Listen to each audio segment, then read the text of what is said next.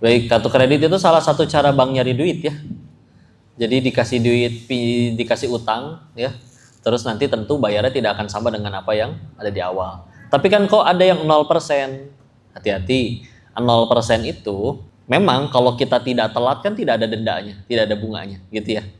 Tapi pertanyaannya saya tanya lagi dulu. Kalau misalkan ternyata dengan sengaja nggak bayar atau tidak sengaja nggak bayar, tahu-tahu kena musibah jadi nggak bisa bayar, tetap ada denda atau kena penalti atau bunganya nggak? Tetap ada kan? Berarti ketika meskipun kita tidak berniat untuk telat bayar sehingga tidak akan kena bunga, tapi di klausul yang ditandatanganinya itu kan ada persetujuan kalau kamu tidak bisa bayar ada bunga, baru kena bunga. Dan kita menandatangani itu, berarti kita menandatangani persetujuan yang batil.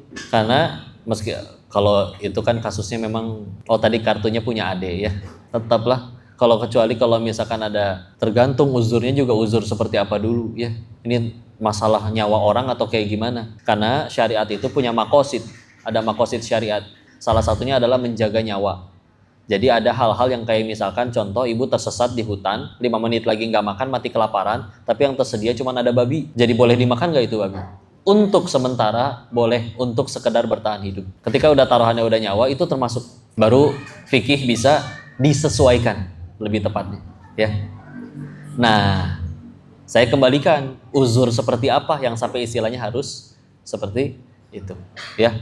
Tapi kalau kita pribadi nggak ada angin nggak ada apa, wah ini ada nih handphone, saya pengen handphonenya, cash nggak ada tapi bisa cicilannya 0%. Tinggal lihat, selagi akhirnya di dalamnya ada, kalau tidak sanggup bayar, itu dia ada pertambahan nilai, maka walaupun kita nggak telat bayar, tapi kan kita ikut menandatangani, menyetujui perjanjian yang ada pelanggaran syariatnya. Walaupun alhamdulillah kalau misalkan nggak sempet istilahnya telat bayar ya. Karena memang kalau misalkan di dalam akad yang dibolehkan, contoh ya, ibu pinjam uang ke saya tanpa dibungain, minjem 1 juta dibalas 1 juta, ketika nggak sanggup bayar ya sudah, saya nggak boleh.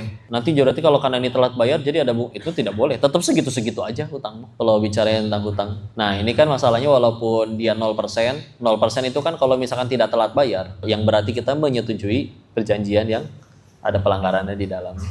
Kok gimana udah lewat ya, kalau ini kemarin lewat karena tidak tahu ya, kalau karena tidak tahu itu beda cerita insya Allah, daripada yang udah tahu tapi tetap sengaja ngelakuin. Tinggal mudah-mudahan tinggal gak usah dilakuin lagi ya. Bismillah. Toh kabar baiknya kalau Allah udah benci sama dosa-dosa kita, gampang dimatiin aja waktu lagi maksiat. Ini masih pada hidup. Apakah karena kita semua gak punya dosa? Kan bukan, karena Allah menanti taubat kita ya, ditungguin.